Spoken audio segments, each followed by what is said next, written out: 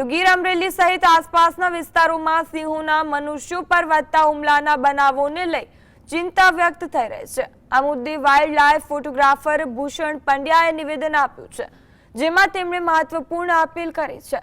તેમના જણાવ્યા મુજબ સિંહનો સ્વભાવ શાંત હોય છે, પરંતુ તેને ડિસ્ટર્બ કરવામાં આવે અથવા તેના વિસ્તારમાં બિનજરૂરી દખલ કરવામાં આવે તો તે હુમલો કરી શકે છે।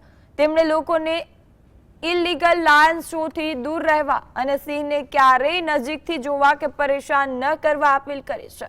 ખાસ કરીને રાત્રે શિકાર દરમિયાન સિંહને હેરાન ન કરવો જોઈએ।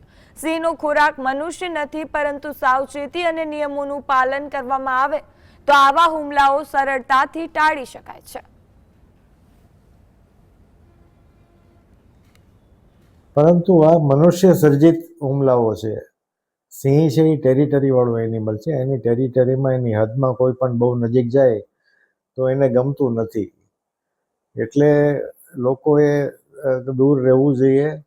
ક્યાંય પણ સિંહ મળી જાય તો દૂરથી જોઈ શકાય, એને ડિસ્ટર્બ ન કરાય, અને જે વાહનમાં બેઠા હોય એ વાહનમાં બેઠા રહીએ, નજીક ન જઈએ, તો આવા હુમલાઓ ટાળી શકાય।